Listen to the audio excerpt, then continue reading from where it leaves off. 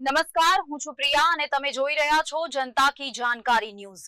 નજર કરીએ આજના સમાચાર ઉપર। શાપર ગામમાં માનવ સેવા સાથે શિક્ષણ ક્ષેત્રે પણ મહત્વપૂર્ણ પહેલ કરવામાં આવી છે। ગામના ભૂલકાઓના શિક્ષણ અને સર્વાંગી વિકાસને ધ્યાનમાં રાખીને નૂતન આંગણવાડી કેન્દ્ર નંબર 4ના નવા ભવનનું લોકાર્પણ કરવામાં આવ્યું હતું। ભાર વિનાના ભણતર અને બાળકોને ઉત્તમ શૈક્ષણિક વાતાવરણ મળી રહે તે હેતુથી નવી આંગણવાડી સુવિધાસભર રીતે તૈયાર કરવામાં આવી છે। બાળકોને આનંદમય વાતાવરણમાં શિક્ષણ મળી રહે તે માટે ખાસ વ્યવસ્થા કરવામાં આવી હોવાનું જણાવ્યું હતું।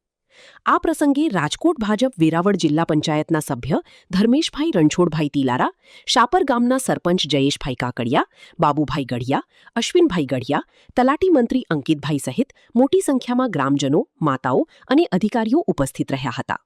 ગામમાં શિક્ષણ ક્ષેત્રે થયેલી આ નવી પહેલને ગ્રામજનોએ આવકારી હતી અને બાળકોના ભવિષ્ય માટે આ આંગણવાડી મહત્વપૂર્ણ સાબિત થશે તેવી આશા વ્યક્ત કરી હતી।